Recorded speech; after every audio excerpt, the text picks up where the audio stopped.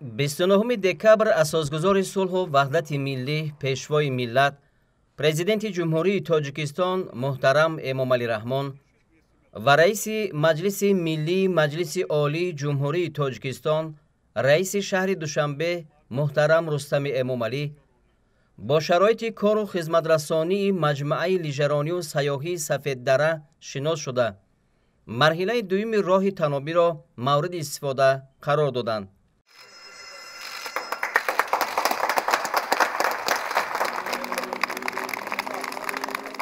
бояд гуфт ки бо мақсади дар амал татбиқ намудани дастуру супоришҳои пешвои миллат муҳтарам Эмомалӣ Раҳмон ҷиҳати таъмини шароити созгори бахши сайёҳӣ ва ҷалби ҳарчи бештари сайёҳони дохилию хориҷӣ дар мавзеи Сафеддара аз ҷониби ҷамъияти дорои масъулияти маҳдуди Сафеддара як қатор иншооти муҳими соҳаи сайёҳӣ бунёд гардида, сохтмони дигар инфрасохтор идома дорад. Набояд гӯша барои ҷавонон, барои варзишгаро, барои сайёҳо. ёдовар мешавем ки дар ин мавзеи зебову дилнишини ноҳияи Варзо 28 декабри соли 2016 пешвои миллат президенти ҷумҳурии Тоҷикистон муҳтарам Эмомалӣ Раҳмон маҷмӯаи лижаронию сайёҳии Сафеддараро ифтитоҳ карда буданд.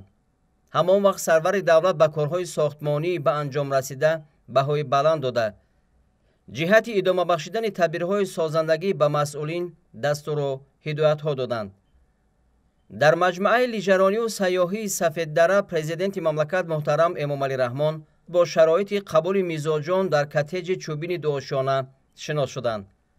пешвои миллат муҳтарам Эмомалӣ Раҳмон аз натиҷаи тадбирҳои ба сомон расида изҳори қаноатмандӣ карда, ба сифати корҳо баҳои баланд доданд.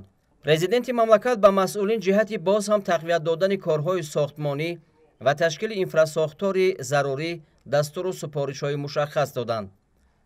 дар ҳамин ҷо ба сарвари давлат муҳтарам Эмомалӣ Раҳмон лоиҳаи сохтмони коттеҷҳои нав дар саҳни ҳавлии маҷмӯа муаррифӣ карда шуд. мавриди зикр аст ки аз рӯзҳои нахустини ба тавозуни ҷамъияти дорои масъулияти маҳдуди Сафеддара гузаштани ин мавзеъ ҳар як ваҷабзамини он самаранок истифода карда мешавад. пеш аз ҳама роҳҳои ин маҳал пурра таъмир карда шуда, ҳаракати нақлиёт ва рафтуомади мардум дар ҳама фасли сол таъмин гардид. пешвои миллат дар назди майдончаи болоии маҷмӯаи лижаронию сайёҳии Сафеддара аз тарабхонаи нав дидан карданд.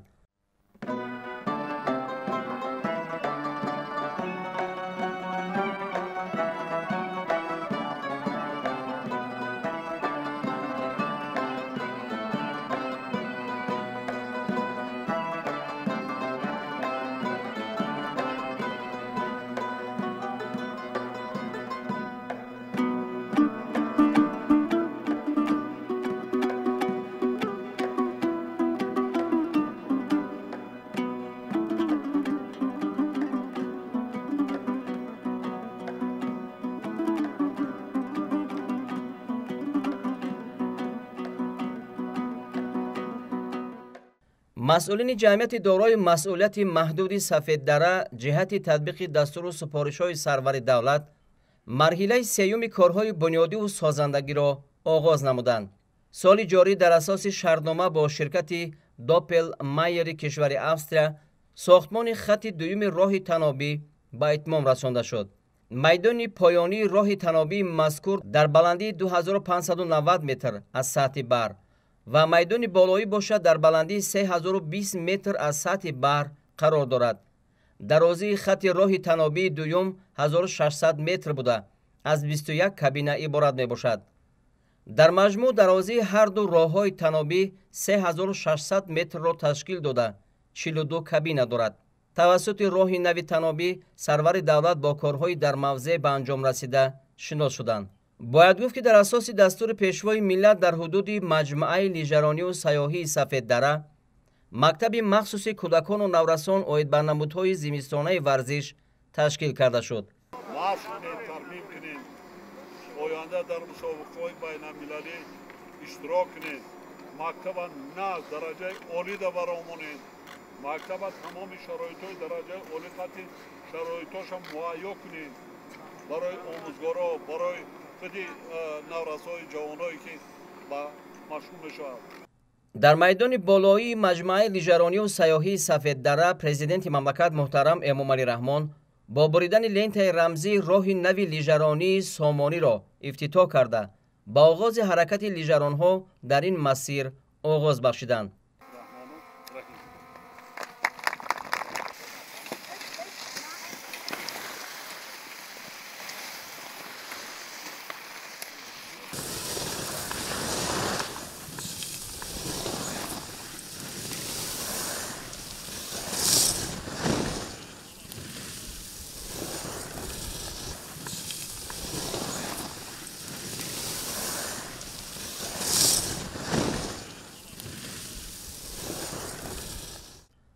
роҳи нави лижаронии Сомонӣ бо дарозии 7.12 километр сохта шудааст. акнун бо бунёди роҳи нави лижаронӣ на танҳо варзишгарони навтаҷриба, балки лижаронҳои касбии сатҳи байналмилаливу минтақавӣ метавонанд аз он истифода намоянд.